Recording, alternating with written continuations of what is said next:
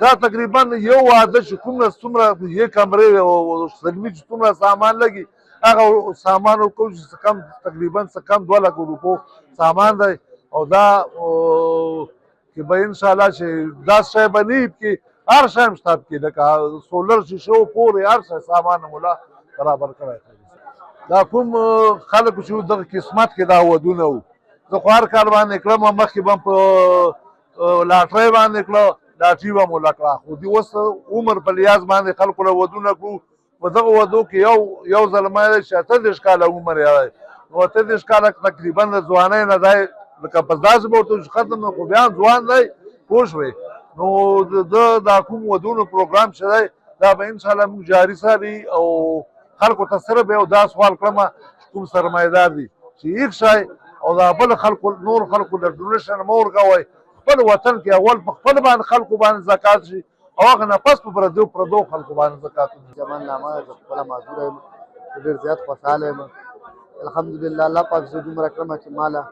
خدای پاک یو ګیلی راکړه یا رشته یې راله راکړه او زه د اسلمه کې ډېر شکرګزار یم الله پاک دې کار کې برکت او خیر واچوي ودونه 15 ودونه ډېره لویه خبره بیا که وګورو موږ ځکه جنګ ځپلي خلک یو موږ باندې اوس هم جنګ شروع دی د افغانستان او پاکستان کوم بارډر چې دا بند دی نو په دې حالاتو کې داسې خوشحالۍ خبره ډېره ښایسته خبره ده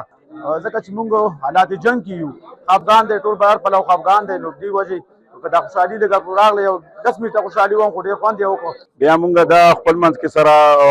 هغه مشوره وکړه چې موږ به څومره خلک راځي او نومونه لیکي که نه نو په دې کې چې چا عمرونه زیات دي نو هغو له به موږ ودونه کړو په دې کې شینواري افریدي او شینماني د دغو دو لنډي کوتل 3 تحصیلونه د لنډي کوتل تحصیل کې دا 3 فریقه دي دغو 3 وانو نه پکې شمولیت دي نو د هر خیل پکې خپله حصه وي او چې چا ډېر عمرونه یو زکات په شي نو هغو خلکو له دا ودونه کړو نو په دې کې دا سامان تا ته معلوم دی چې په دې کې ضرورت ټول سامان دی پکې او دې کې د لنډي کوتل د دواړو خاندانو لپاره یو خوشخبري ده چې کوم خلک ودونه نشي کړی دې کې موږ دوی د شناختي کارت راوړي موږ شناختي کارت پر 2 فوټو کاپي پر جمع کوو او موږ هغوی پسې پوښتنه کوو تقریبا چې غریب او کسانو چې کوم